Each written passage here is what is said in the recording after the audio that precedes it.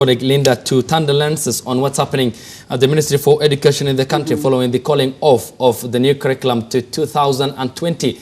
Perhaps an angry President Uhuru Kenyatta summoned Ambassador Amina Mohamed, who is the CS for Education, over the plan, saying that it might hinder or be the hurdle towards the attainment of what he pledged during the campaigns in 2017. All right, thank you so much, Ayub. And of course, very many stakeholders have come out to weigh in their views on the proposed syllabus and why it actually had to wait as we speak today. And like you've rightfully put it, it got lots of reactions from different quarters, including the president himself, who sort of registered his disappointed over the same. And we want to look into the intrigues of what really could have messed this and made the rollout to be delayed. And some of the key things that have been highlighted is poor preparation, hazy information, and lack of material that takes educational ministry back to the drawing board. And also some of the key things that have been highlighted that to be the issues that went wrong also are teachers inadequately prepared. There is that ill-equipped assessors and evaluators, and then lack of textbooks, lack of guidelines on which course books to buy, and some teachers locked out of training, and lastly lack of digital equipment. So we have the panel right here that is going to help us first of all look into the general curriculum system or the educational system that we have as a country and whether really it is good enough, because then again we say that education is key. Education is what drives basically everything. Today people are locked out from taking leadership offices simply because they are not educated to a certain level. So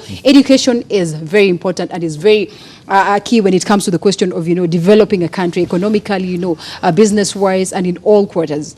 Yeah, thank you. Because of time, in brief time. Yes, I'm very disappointed because I was looking forward to this new curriculum.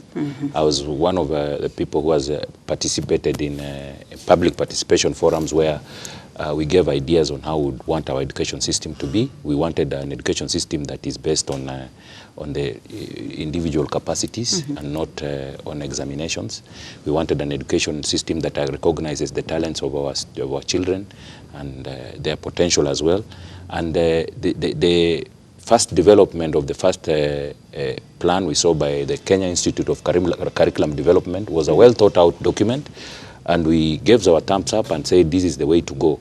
So I am very shocked that while the Kenya Institute of Curriculum Development was developing these very good documents to bring before the public for us to give our input, the Minister of Education was dead asleep and only realized that they needed to do something after they have failed to put up the necessary infrastructure. Because the first port of call when you started thinking about developing an education, the overhaul of an education system, is to look at the manpower development. Do we have the manpower that would carry on board this massive program that we are coming up with? Nobody on earth can buy a vehicle and they don't know who will drive it. So this is the case that we find ourselves. The Kenya Institute of Curriculum Development developed this very wonderful document with other stakeholders. Then when they delivered it to the ministries did not have the manpower to develop this into actions that would benefit our children. But all is not lost. I'm happy that the minister has announced and made it clear that the pilot program will continue. So that means that the children joining nursery will enter into the new curriculum, which is good news, as we wait for the full rollout in 2020. And I hope that this time round, the cartels that include NAT, KUPPET, and the publishers should keep off this period between now and 2020. Please keep off and remove your bad greedy ideas from and self-centeredness.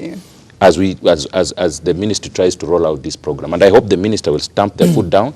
The president should also not just assume that ministers are doing their job, because ministers, it looks like, and some ministers are being held hostage by these unions.